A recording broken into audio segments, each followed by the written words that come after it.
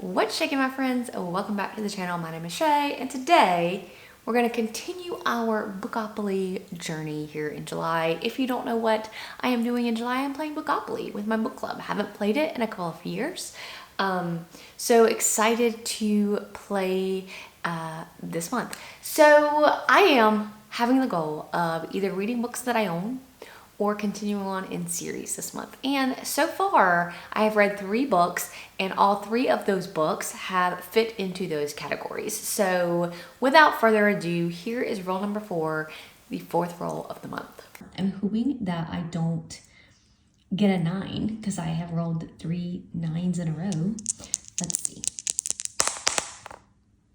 I was very scared that this was going to be a 9, but it's not. It is a 7. So 1, 2, 3, 4, 5, 6, 7. Oop. You didn't see. It was 1, 2, 3, 4, 5, 6, 7. I landed on mystery.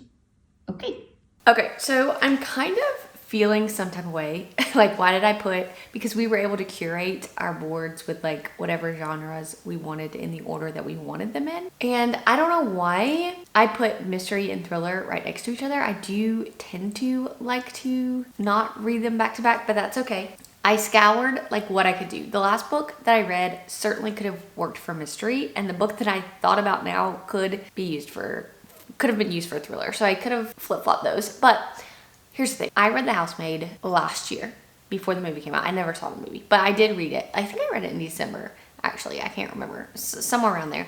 And I didn't really have any intentions of continuing on at the time that I read The Housemaid, but then as I thought about it, I was like, well, I can continue on. So I will be reading The Housemaid's Secret for this prompt. And I am 50% in already to the book. And I can tell you that I feel like she should have just left it at The Housemaid, because I feel like, again, we have very similar setup to The Housemaid. So I don't know how this one is going to turn out differently. Interesting. I just feel like it's unbelievable also that this one girl gets like into these multiple of these kinds of situations. Of course, it wouldn't happen in real life. Frida McFadden writes some crazy out there stuff, but it's okay. I'm 50% in. I'm not one of those people that like absolutely adored The Housemaid. I felt like The Housemaid was a book, again, that if you've read a lot of mystery thrillers, then you could figure out what was going on. Like, there was no shock, no surprise. I think that book got popular because a lot of people who necessarily weren't into mystery and thrillers read it and were like super shocked by the twists. But I'm gonna continue to read. I am commuting today to work, so I will be reading or listening, because I'm listening to it on audio, so I'll be listening to it in the car, in my commute, and hopefully I can finish it today and move on to roll 5. All right, so The Housemaid's Secret.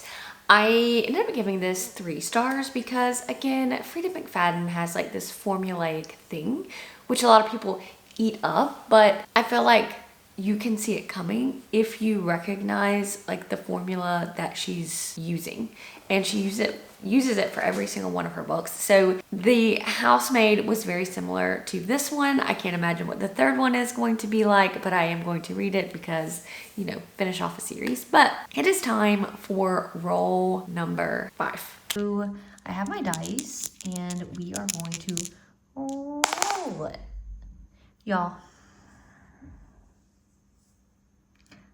I cannot tell you how ridiculous this is, because this is my 5th roll, and 4 out of 5 times I have rolled a 9.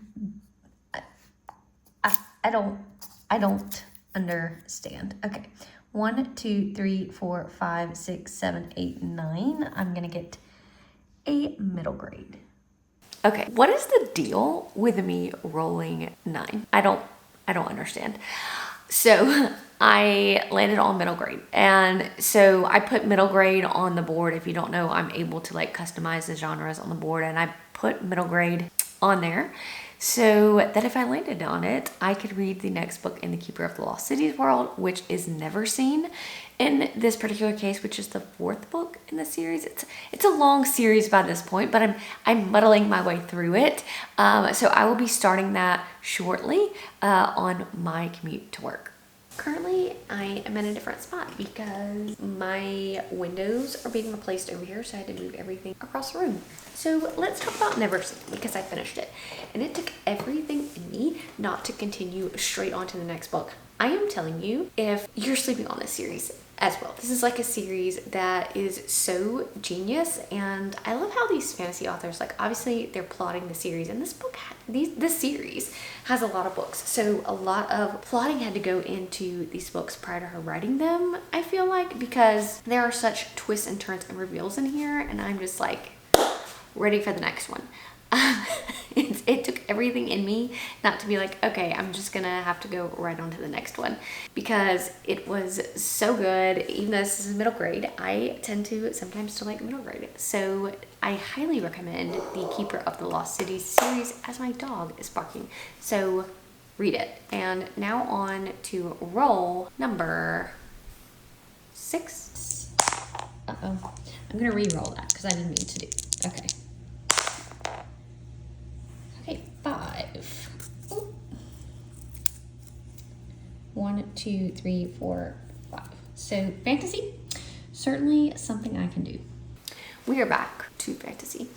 And again, I'm in this place where I need to hit some goals. Read books I own or continue in series. And I could have gone to the next Keeper of the Lost City series for sure, but I didn't. I decided to return to a series that I have not continued on with in over a year. So I feel like I'm knocking out so many good goals in the month of July. And I started 12 Months by Jim Butcher. So this is the most recent release in the Dresden File series. I think the next book comes out next year. So I'm kind of caught up, but I haven't, the last book I read, which was Battleground, I read in December 2024. So it's been some time. And the last book, as you know, people hated it, people loved it or hated it. I was regardless, I am so on Dresden. I don't think I'm as big of a fan as everybody else is. Like, I think it's just because urban fantasy is not normally my jam. I like it, but at times it infuriates me. But I'm gonna continue on with the series. But anyway, the last book definitely broke hearts. People loved it, people hated it. I was just like middle of the road. My heart was broken, of course. But this more recent installment kind of feels like coming home for Dresden, like maybe going back to some of the earlier books. I don't know. It just feels different than the last couple of books. So a different tone. It is very bleak at points for sure. But I'm 40% in and I'm enjoying my time. I thought for a minute I was worried that I wouldn't remember everything that had happened. I did have to rewatch like a recap, read a recap, which kind of got me up to speed. Dresden books are popular, so it's easy to find recaps. So it was easy for me to get back into this book and I am enjoying myself. I am 40% in, hope to finish in the next few days, and I will come back when I finish and let you guys know my final thoughts. So we're gonna go ahead and update this vlog, which I have not really kept updated. So I finished Dresden and I'm gonna give it, as my phone falls, I'm gonna give it a solid 4 stars. I feel like this was like a book where I was coming home to Dresden. I really liked this book, even though I hated the events of the last book. I really liked this book. It seemed like a return to form of Dresden for me, and I cannot wait to continue on. But this like caught me up with the series, so I'm super excited, and I'll be ready for the next book to come out, which I think is early next year. I'm not sure.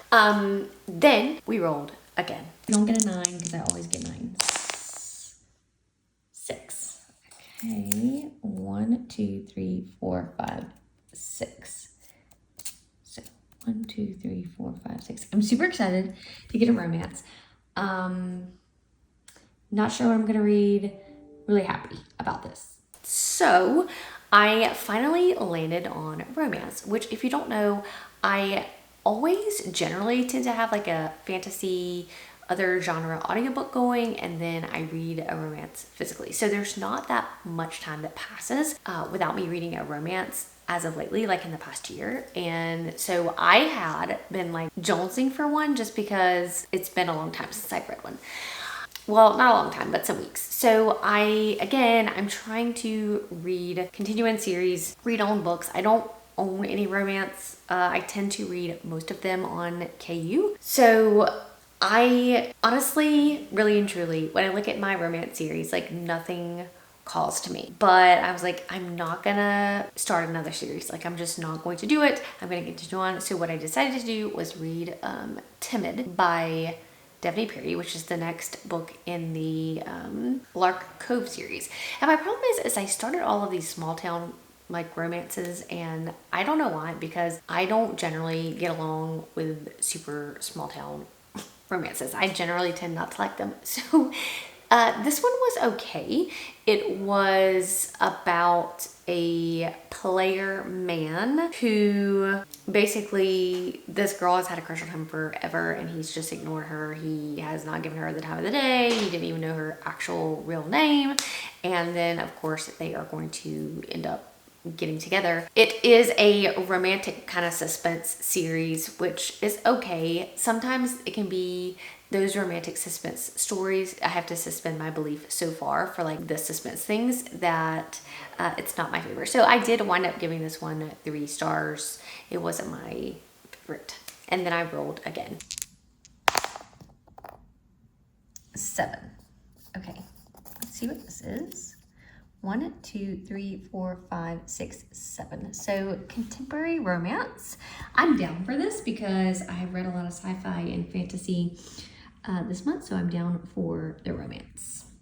So I landed on contemporary romance again. So here we are now at contemporary romance, and I decided again we have to continue on with series, finish series, and I decided to start Final Offer by Lauren Asher, which is the final book in the Dreamland Billionaire series. I've overall enjoyed my time with the series, but it's not like my favorite. In the last book, I kind of have been put off because it's not second chance romance. It's just not generally a trope that I tend to gravitate towards. There are some second chance romances that I love, but most of them just fall flat for me because I don't feel the chemistry, because I don't really see the overall first connection. I'm seeing them later as they are getting back together, and while there may be flashbacks, it's just usually not enough for me. But I am not very far into this. I think I'm 20% in, and so far it's okay. I don't love it. So our male main character generally is put off as like this billionaire jerk, and he has alcohol issues, all the things, and he just basically up and left her one day, and his grandfather put in the will that he has to go back to this house and sell it by the time he has been dead for 2 years in order to earn his inheritance. And so when he goes back to the town, to this house, he finds her living in the house and she thinks it's her house. So that's how they are reconnected. I am not endeared to the male main character because right now he's just feeling like an asshole, and I feel like I need to be endeared to our male main character. But I'm gonna continue, or our main characters in general, I'm gonna continue reading. We'll see how it goes. I am going to just continue this vlog until I get done with July, and the reason for that is we are actually leaving on a trip next week. So I'm gonna stop a few days before the trip, but I don't know what I'm gonna be reading then. So I'll just keep this vlog going with a ton of books and post it when I feel like I have read enough. So I'm excited. I'm going to continue to read. I'm going to actually go right now. At some point in time, I'm going to show you guys like my favorite reading spots in this new house, which I have been spending a lot of time outside. I feel like we have a great outside space, which in our previous house, I really didn't spend a lot of time outside, but I now have spent some time outside. So also some important, exciting news is that we put our house on the market, our old house on the market about a week ago. We had an offer within 3 days. We had multiple offers within a week. So we're under contract on our house. So, which is super exciting, super great. I just hope everything works out and comes through. But I will probably update when I'm done with Final Offer. Let me just go ahead and tell y'all that I'm gonna go ahead and end this video because I DNF'd the Final Offer. I tried for freaking days to read this book and just couldn't get into it, and I had a sneaking suspicion that this was gonna be the case because I don't generally like the second chance romance trope. I typically just absolutely positively can't get down unless it's done really well. And in this case, I only got 25% in, and that took me days because I felt no connection to these characters because we've only had a few flashbacks to how they met and their past. But it's honestly like we're supposed to know everything that's going on with these characters and we're supposed to feel something for them. But I don't feel anything for them because I haven't felt the connection previously. So I really honestly feel like there's no connection between the two of them, and I think that our male main character is just acting like an asshole, and I think our female main character is just acting really dumb. And the fact that I just literally went through the house buying and selling process and I'm still in the middle of it, how unrealistic that part of the book is, I'm like, come on, like have some things that are realistic or rooted in reality, please. But I'm gonna end this vlog here because I have taken way too much time to try to read this book. I'm not going to try to read this book anymore. I'm about to leave for the beach for a whole week, and I'm not sure exactly what I'm going to read there, but something that I enjoy. So I will catch you guys in the next vlog.